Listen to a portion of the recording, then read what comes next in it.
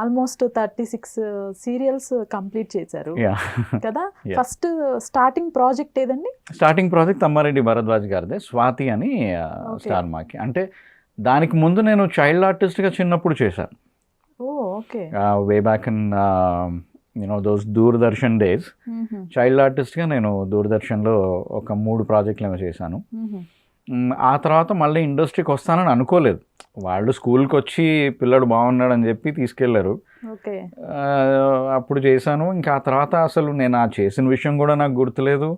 మళ్ళీ ఇండస్ట్రీకి వస్తానని నేను కల్లో కూడా అనుకోలేదు. But destiny. మీరు చేసిన ప్రాజెక్ట్స్లో మీకు బాగా పేరు తెచ్చిన ప్రాజెక్ట్ అంటే ఏది చెప్తారు? బాగా పేరు తెచ్చినాయి అనేసి అంటే చాలా ఉన్నాయి, to be very very honest. But నాకు స్పెషల్గా అనిపించేది ఏంటనేసి అంటే మా ఇంటి ఆడపడుచు అని ఒక సీరియల్ జెమినికి చేశాను. దానికి నాకు నంది అవార్డు వచ్చింది. సో బెస్ట్ విలన్గా ఎస్. సో నంది అవార్డు అనేది తెలుగు నటుడికి ఎవరికైనా కూడా ఒక కళ డెఫినెట్గా. అంటే ఇట్స్ అన్ అచీవ్మెంట్ కదా, మన పర్ఫార్మెన్స్ని మెచ్చుకొని మనకు వచ్చిన ఒక ప్రెస్టీజియస్ అవార్డ్ అది. సో డెఫినెట్గా ఆ project will always stand very special to me. Apart from that చాలా ప్రాజెక్ట్ అంటే నేను బంధం అని ఈనాడు టెలివిజన్ సీరియల్ ఒకటి మన సుమన్ గారి ఆధ్వర్యంలో మొదలైన సీరియల్ అనమాట. ఈటీవీ రామోజీరావు గారు అబ్బాయి సుమన్ గారు, ఆయన ఆధ్వర్యంలో స్టార్ట్ అయిన ఒక సీరియల్ బంధం అని ఈటీవీకి ఒకటి చేసాం. దాంట్లో నేను విలన్. సో విలన్ ఏంటంటే హీరోయిన్ని ఎట్లయినా కానీ రేప్ చేయాలని చెప్పి ట్రై చేసే క్యారెక్టర్ అనమాట. ఎలా రేప్ చేయాలని ఆలోచిస్తూ పని మనిషి లాగా తయారయ్యి వాళ్ళ ఇంట్లోకి వెళ్ళి ఓకే ఏదో టైంలో మత్తుమందు కల్పించేసి ఆ అమ్మాయిని రేప్ చేసేద్దాం అనేది వీడి ఐడియా ఉంటుంది. దానికోసం ఒక లేడీ గెటప్ వేసుకుని వెళ్తాడనమాట ఆ ఇంట్లోకి. సో అదేంటంటే ఒక 2 to 3 ఎపిసోడ్స్ ప్లాన్ చేశారు ఆ సీక్వెన్స్. బట్ నాకు లేడీ గెటప్ అనేది ఎంత అద్భుతంగా కుదిరిందంటే అది దాదాపు ఒక 150-200 ఎపిసోడ్లు అలాగే లాగారు. సో అది మాత్రం నాకు it stands very special to me because మా లొకేషన్లో ఉన్న ఆడవాళ్ళు కూడా ఈర్ష్యపడేవాళ్ళు అనమాట. సో మా లొకేషన్లో ఉన్న అమ్మాయిలు కూడా they use to feel very jealous of it అనమాట. ఆ టైంలో మీరు ఏం ప్రాబ్లం ఫేస్ చేయలేదా అంత నీట్గా రెడీ అవ్వడానికి? ఓరే నాయన, అంటే ఇట్ వాజ్ వెరీ టఫ్ నిజంగా. నేను అసలు ఆడవాళ్ళు కనిపిస్తే ఇట్లా దండం పెట్టేసాను అంటే అలా భరిస్తారబ్బా మీరు అని. First thing is handling too much of a cloth. మొగళ్ళు అంటే ఏముంది, ఒక ప్యాంటు ఒక షర్ట్ వేసుకుంటాం హ్యాపీగా వెళ్ళిపోతాం. అదే ఇంకా లేడీస్ కంటే అంత క్లాత్ వేసుకోవడం, మంచి ఎండాకాలంలో షూటింగ్, ఇంటికి వెళ్ళేసరికి నాకు నేనేంటంటే ఇంకా ఆ న్యాచురల్ లుక్ ఆ సున్నితంగా కనిపించడానికి ఎంటైర్ బాడీ వ్యాక్సింగ్ చేయించుకున్నా. Waxing is a very painful procedure, మీకే బాగా తెలిసి ఉండాలి అది. అది నేను కూడా ఎక్స్పీరియన్స్ చేశా. అయిన తర్వాత ఇంటికి వెళ్ళగానే మొత్తం ర్యాష్ వచ్చేసేది అనమాట. ఎస్పెషలీ చెస్ట్ ఏరియా అంతా కూడా ర్యాష్ వచ్చేసేది. అండ్ ఇన్సెక్యూరిటీ ఫీలింగ్ లొకేషన్లో. అంటే ఇంకా ఎవరు నన్ను అమ్మాయి వేషం వేసుకున్నాడన్న పాయింట్ ఆఫ్ వ్యూతో ఎవడు చూసేవాడు కాదనమాట. సో వచ్చి నా పక్కన కూర్చొని నన్ను ముట్టుకొని ఏదైనా అమ్మాయిని ముట్టుకున్న ఫీలింగే ఇచ్చేవాళ్ళు జనాలు. సో ఆ రకంగా చాలా ఇన్సెక్యూరిటీగా చాలా సున్నితంగా ఫీల్ అయ్యేవాడిని అనమాట నేను. సో ఇక మామూలుగా లొకేషన్లో when you're changing your dress, అబ్బాయిలకి ఏముంది ఎవడొస్తాడో అబ్బాయిలు చేంజింగ్ రూమ్లో డోర్ అట్లాగే ఓపెన్ పెట్టుకుని చేంజ్ చేసుకుంటాం మేము యూజువలీ. ఆ లేడీ గెటప్ వేసుకున్నప్పుడు కూడా అట్లాగే మర్చిపోయి వేసుకుంటే వీళ్ళందరూ బయట నుంచి సినిమా చూసినట్టు చూసాడు, రండి అనేవాడు. So it was like a very funny situation. బాగా ఎంజాయ్ చేస్తూ చాలా ఇష్టపడి కష్టపడి చేసిన క్యారెక్టర్. ఎందుకంటే ఒక మగోడు కంప్లీట్గా ఒక ఆడదానిలాగా ట్రాన్స్ఫార్మ్ అవ్వడం అంటే అట్లాగా అలగడం, కులకడం, అలా వయ్యారంగా నడవడం కానీ, ఎవరైనా ముట్టుకున్నప్పుడు ఆ ఎక్స్ప్రెషన్స్ ఇవ్వడం కానీ, ఇవన్నీ కూడా నేను రోజు రాత్రి అట్లీస్ట్ 1.5 hours to 2 hours నేను ప్రాక్టీస్ చేసేవాడిని అద్దం ముందు. ఈ డైలాగ్ చెప్తున్నప్పుడు నేను అమ్మాయిలాగే కనిపిస్తున్నానా లేదా, నేను నడుస్తున్నప్పుడు అమ్మాయిలాగా నడుస్తున్నానా లేకపోతే అబ్బాయిలాగే నార్మల్గా నడుస్తున్నానా, ఆ వాకింగ్ ప్రాక్టీస్ చేశాను నేను దాదాపు 1 week. అమ్మాయిలాగా నడవడం అదంతా కూడాను. అండ్ ఆ మేనరిజమ్స్, ఏ డైలాగ్కి ఎక్కడ ఎలా అమ్మాయిలు ఎలా మూతి ముడుచుకుంటారు, ఎలా ఇది చేస్తారు, ఇవన్నీ కూడా ఆ హోంవర్క్ చేసి నేను చేశాను. And it was a very big hit. చాలా పాపులారిటీ వచ్చింది, ఆ పర్టికులర్ క్యారెక్టర్కి మాత్రం. సో అది నేను బాగా లైక్ యూనో చాలా గొప్పగా మనస్తృప్తి కలిగించే ఒక క్యారెక్టర్ అనమాట. ఎక్కువ మీ జర్నీ ఈటీవీతో ఉందా? ఎక్కువ ఈటీవీ. అండ్ ఈటీవీలో సుమన్ గారు కానీ, ప్రభాకర్ గారు కానీ, అండ్ కేవీఎస్ఆర్కే ప్రసాద్ గారు అని ఉన్నారు. దీస్ పీపుల్ వాళ్ళు ఏంటనేసి అంటే ఒక టాలెంట్ ఉన్న ఒక ఆర్టిస్ట్ని వాళ్ళు వదులుకునే వాళ్ళు కాదు. సో ఏదో ఒక ప్రాజెక్ట్ బ్యాక్ టు బ్యాక్ మనకిస్తూ మనల్ని రిటైన్ చేసేవాళ్ళు అనమాట. సో ఇట్స్ లైక్ ఒక గవర్నమెంట్ జాబ్ లాగా ఉండేది ఈటీవీలో పనిచేయడం అంటే. ఒక గవర్నమెంట్ జాబ్ లాగా ఉండేది. చక్కగా కాస్ట్యూమ్స్ దగ్గర నుంచి అన్ని వాళ్ళే ఇస్తారు. They will send you the car, film city shooting ఉంటే మంచి ఫుడ్ పెడతారు 4 పూట్ల, డేట్స్ అవన్నీ కూడా పక్కాగా ఉంటాయి.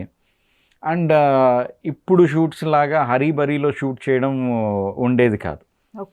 సుమన్ గారులో ఒక గొప్పతనం ఏంటంటే, ఈటీవీ సుమన్ గారిలో ఆయన తెలుగు భాషకి, తెలుగు సంస్కృతి సంప్రదాయాలకి చాలా పెద్దపీట వేసేవాళ్ళు అనమాట. సో ఆ డైలాగ్స్ కూడా ఆయనే రాసేవాళ్ళు. సో ఏంటంటే ఏదన్నా కూడా ఆ పర్ఫెక్షన్ ఉండాలి అని చెప్పి అనుకున్నాడు. ఇప్పుడు మనం ఇలా కూర్చుని నేను షార్ట్లోకి వెళ్ళాను, కూర్చున్నప్పుడు షర్ట్ ఎక్కడో చోట నలుగుతుంది కదా, ఆ షర్ట్ నలగడం కూడా ఆయన ఇమ్మీడియట్గా కాస్ట్యూమర్ని పిలిపించి ఐరన్ గేమ్ చేయించి మళ్ళీ నీట్గా అట్లాగా, అంటే చాలా ప్రొఫెషనల్గా చాలా చక్కగా ఉండేదన్నమాట వర్క్ ఆయనతోటి. సో అట్లాగా రెగ్యులర్ వర్క్ వాళ్ళే ఇస్తుండేవాళ్ళు. అని మాకు కూడా చాలా కంఫర్టబుల్గా అనిపించేది ఈటీవీ ప్రొడక్షన్లో వర్క్ చేయడం. సో ఇంకా ఎక్కువ కొన్నేళ్ళు, దాదాపు 10 సంవత్సరాలు ఈటీవీకే స్టిక్ అయ్యాను నేను. తర్వాత వేరే అంటే మా టీవీ కానీ జీ చేశాను. అంటే అదృష్టం ఏంటంటే ఇప్పటి వరకు ఎగ్జిస్టింగ్ ఛానల్స్ ఏవైతే ఉన్నాయో తెలుగులో అన్నిట్లోనూ నేను వర్క్ చేశాను. అన్నిట్లోనూ ఒకటి విన్నానండి, యాక్చువల్గా ఈటీవీలో వర్క్ చేస్తే మా టీవీలో చేయకూడదు, లేదా మా టీవీలో చేస్తే జీలో చేయకూడదు, అంటే ఆ చేస్తున్న ప్రాజెక్ట్ టైంలో ఒక అగ్రిమెంట్ అనేది ఉంటుంది అని విన్నాను. అది ఎంతవరకు కరెక్ట్? యూజువల్గా ఏంటనేసి అంటే ఇప్పుడు మెయిన్ లీడ్ ఎవరైతే చేస్తున్నారో వాళ్ళకి రిస్ట్రిక్షన్స్ ఇంతకు ముందు పెద్దగా ఉండేది కాదు, అంత ఓరల్గానే ఉండేది. అంత ఓరల్గానే మాట్లాడుకునేవాళ్ళు, అంతా ఒక ఇండస్ట్రీ కింద కలిపి చేసేసుకునేవాళ్ళు కాబట్టి ఇబ్బంది ఏమి ఉండేది కాదు. ఈ generation is facing that issues అనమాట. అంటే ఇప్పుడు కార్పొరేట్ కంపెనీలు వచ్చి మన కంపెనీస్ టేక్ ఓవర్ చేసుకున్నాయి కదా. ఇప్పుడు Sony about 41% share in ETV, అట్లాగే Maa TV is been taken over by Star. So అట్లాగా కార్పొరేట్ స్ట్రక్చర్ ఎప్పుడైతే వచ్చిందో కార్పొరేట్ స్టైల్ ఆఫ్ వర్కింగ్ కూడా వచ్చేసింది. అంటే కంపల్సరీగా you have to sign an agreement. అంటే మనం లీడ్ క్యారెక్టర్స్ చేస్తుంటే మటుకే దే ఇన్సిస్ట్. క్యారెక్టర్ ఆర్టిస్ట్ దగ్గర కూడా రాయించుకుంటారు అగ్రిమెంట్స్, కాకపోతే అవి అంత సీరియస్గా ఇది చేయరు. బట్ లీడ్ క్యారెక్టర్స్ దగ్గరకు వచ్చేటప్పుడు మాత్రం వాళ్ళకి ఒక అగ్రిమెంట్ అనేది వాళ్ళు పక్కాగా ఫాలో అవుతారు. నేను రీసెంట్గా మనకు వచ్చిన న్యూస్ ప్రకారం పల్లవి గారిని అవ్వనివ్వండి, దేవతా సీరియల్లో ఒక యాక్ట్రెస్ని కానివ్వండి, ఈ అగ్రిమెంట్ ప్రకారము తీసేశారు అని చెప్పేసి కూడా విన్నాను. తీసేశారు అనేసి అంటే మళ్ళీ it again depends upon our rapport also అండి. అంటే మన మధ్య ఎట్లా ఉన్నాయి ఆ రిలేషన్షిప్స్ అనేది, అది కూడా ఇంపార్టెంట్. సపోజ్ నేను ఒక పర్టికులర్ ఛానల్కి అగ్రిమెంట్లో ఉన్నాను, సో ఆ ఛానల్లో కూడా నేను రిక్వెస్ట్ చేసుకొని, బాబు మీరు ఇచ్చే డేట్లు నాకు సరిపోవటం లేదు, సో నేను కొంచెం ఎక్స్ట్రా అడిషనల్ ఎర్న్ చేసుకుందాం అనుకుంటున్నాను, లేదా ఇంకొక ఛానల్ ప్రేక్షకులకు కూడా నేను దగ్గర అవ్వాలనుకుంటున్నాను, సో నేను ఇంకో ప్రాజెక్ట్ చేసుకోవాలనుకుంటున్నాను, కైండ్లీ పర్మిట్ మీ అని మనం వెళ్ళి వాళ్ళని అడిగితే అగ్రీ చేస్తున్నారు. అంటే పర్సనల్గా మనం రిక్వెస్ట్ చేసుకునే దాన్ని బట్టి ఉంటుంది. మనం ఏంటంటే కొంచెం హార్ష్గా వెళ్ళి మీ అగ్రిమెంట్ టైం అయిపోయింది కదా, ఇప్పుడు నేను ఏ ఛానల్ కన్నా చేసుకోవచ్చు కదా, నా ఇష్టం నేను చేసుకుంటాను అనేసి అంటే రెస్పాన్స్ ఒకలాగా ఉంటుంది. Why don't you let me do అని కొంచెం ఒక ప్లీజింగ్ మేనర్లో మాట్లాడుకొని అది చేసుకుంటాను, ఇది చేసుకుంటాను, మీకు డేట్లకి ఇబ్బంది పెట్టను, వాళ్ళకి డేట్లకి ఇబ్బంది పెట్టను, let me work on both the channels అని అనుకొని మాట్లాడుకొని కూడా చేసుకోవచ్చు. కాకపోతే ప్రైమరీగా ఏంటంటే ప్రాజెక్ట్ కొత్తగా స్టార్ట్ అయింది అనుకోండి, అట్లీస్ట్ ఒక 1 year వరకు అయితే you have to avoid by the rules. ఆ అగ్రిమెంట్ రూల్స్ని బట్టి 1 సంవత్సరం అయినా మనం అవాయిడ్ అయి ఉండాలి, బౌండ్ అయి ఉండాలి. తర్వాత మెల్లగా మన ర్యాపోని బట్టి మనం చేసుకోవచ్చు. మీరు ఈ సీరియల్స్ లో ఉన్నప్పుడే మూవీస్ లోకి వెళ్ళారా? ఇక్కడ ఉన్నప్పుడే. ఓకే. అంటే ఎప్పుడైతే మనం లీడ్లో ఉంటామో ఆబ్వియస్లీ మనం రోజు కనిపిస్తుంటాం జనాలకు కాబట్టి వాళ్ళకి మనల్ని చూసినప్పుడు ఒక ఐడియా వచ్చి పిలిపించడం. అట్లాగే I've done couple of good movies. కాకపోతే చేసిన సినిమాలు చాలా తక్కువే అయినా మంచి డైరెక్టర్స్తో చేశాను. ఓకే. సో దానివల్ల నాకు కొంచెం అంటే అంత పేరు రాకపోయినా మూవీస్ నుంచి నాకు వచ్చిన పేరు ఏం లేదు పెద్దగా. ఎక్కువగా television, everybody knows me as a television star. So తక్కువ మూవీస్ అయినా కూడా మంచి డైరెక్టర్స్తో వర్క్ చేశానని ఒక తృప్తి, అంతే. హీరోస్ అండి మంచు విష్ణు, మంచు మనోజ్ గారు ఇద్దరితో చేశారా? విష్ణు గారి సినిమాలో ఆయనతో నేను ప్రత్యక్షంగా చేయలేదు. ఓకే. మనోజ్ గారి సినిమాలో Potugadu. Yes yes. And the most exciting film for me was Ram Gopal Varma గారు అనుక్షణం.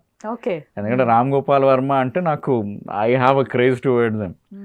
సో ప్రత్యక్షంగా ఆయన సెట్లో చూడడం, ఆయన డైరెక్షన్లో నేను వర్క్ చేయడం, ఆయన ఈ was very cool, very down to earth. Okay. దాదాపు 6 సీన్లు ఏమో ఉన్నాయి. ఓకే. అదే 6 సీన్లు మనం టెలివిజన్లో కానీ సినిమాల్లో కానీ, టెలివిజన్లో అయితే ఒక రోజులో చేసేస్తారు లేదా 1.5 డే. అదే ఒక కమర్షియల్ సినిమాలో అంటే 6 సీన్లు అనేవి 2 రోజులు 3 రోజులు చేస్తారు. ఓకే. వర్మ గారిది ఎట్లా ఉన్నిందంటే పొద్దున్న 9 గంటలకు వెళ్ళాం లొకేషన్కి. నేను, సనా గారు అండ్ ఆ విలన్ ఎవరైతే ఉన్నారో మెయిన్ విలన్, ఆ అబ్బాయి విలన్కి అన్నయ్య క్యారెక్టర్ చేశాను. మేము మటుకే క్యారెక్టర్స్ ఇంట్లో వెళ్ళినప్పుడు ప్రొడక్షన్ వాళ్ళు ఎక్కడ, మేకప్ ఎక్కడ అంటే చెప్పారు మేకప్ ఇక్కడ. ప్రొడక్షన్ వాళ్ళు ఎక్కడ అంటే ప్రొడక్షన్ వాళ్ళు ఏం లేదు, మేనేజరే వచ్చి ఏం టిఫిన్ తింటారని అడిగారు. చెప్పాను, రాసుకున్నాడు, వెళ్ళిపోయాడు. టిఫిన్ పార్సల్ తీసుకొచ్చి ఇచ్చేసాడు. ఓకే. బట్టలు, కాస్ట్యూమ్స్ ఏవి అనేసి అంటే ఇవ్వండి డైరెక్టర్ చూపిస్తా అన్నాడు. కాస్ట్యూమ్స్ తీసుకెళ్ళి చూపించారు. ఆయన వర్మ గారు సెలెక్ట్ చేసి పంపించారు. ఇది కొంచెం నలిగిపోయి ఉంది భయ్య, కాస్ట్యూమ్ అని పిలిస్తే ఇస్త్రీ చేయించుకుంటా అంటే, కాస్ట్యూమ్ అలా ఏం లేవండి మన దగ్గర అనేసి అన్నాడు. మరి ఎట్లా నలిగిపోయి ఉన్నాయి కదా అంటే, వర్మ గారిని అడుగుతానని చెప్పి తీసుకెళ్ళాడు. తీసుకెళ్తే ఇంట్లోనే కదా నలిగిపోయి ఉండే, న్యాచురల్గా ఉంటుంది వేసేసుకోండి అన్నాడు. నాకు పిచ్చి ఎక్కిపోయింది. కూర్చున్నాము, లైట్లు లేరు, లైట్ మెన్లు లేరు, ప్రొడక్షన్ వాళ్ళు లేరు, హడావిడి లేదు, ఏమీ లేదు. కెమెరామెన్, ఆపరేటివ్ కెమెరామెన్, ఒక చిన్న ట్యూబ్ లైట్ అంతే. లొకేషన్లో ఉన్న ఎక్విప్మెంట్స్ అంతే. ఒక చిన్న ట్యూబ్ లైట్తో, ఒక చిన్న కెమెరాతోటి, మామూలు కెనాన్ 5D కెమెరాతో లాంటి కెమెరాతోటి మొత్తం 6 సీన్లు 9 గంటలకు మొదలెడితే 11:45, 12 మధ్యలో ప్యాకప్. ఓకే. 12 o'clock ప్యాకప్ అయిపోయింది. That was the most shocking thing for me ever అనమాట. పర్ఫెక్షనిస్ట్ అంటే ప్రతి ఒక్కటి ఉంటుంది, దాన్ని బట్టి ఫాలో అయ్యి వెళ్ళిపోతాడు ఆయన. అండ్ ఆ హాఫ్ డేలో కూడా 2 లాంగ్వేజ్లో షూట్ చేశాను నేను, తెలుగు, హిందీ 2. ఇదే షార్ట్ తెలుగులో అయిపోయింది. మళ్ళీ అదే మూమెంట్ హిందీ డైలాగ్స్ తోటి అంతే. నాకు హిందీ ఫ్లూయెంట్గా వచ్చు కాబట్టి రీటేక్ అనేది తీసుకోవాలి, అన్ని సింగిల్ టేక్ ఓకే అయిపోయింది. సో అదొక్కటి మాత్రం ఎక్సైటింగ్ ప్రాజెక్ట్, వర్మతో వర్క్ చేశాను అని చెప్పి అంటే ఇక నా దీనికి రెజ్యూమేకి ఒక వెయిట్ యాడ్ అయిన ఒక ఫీలింగ్ అనమాట అంతే.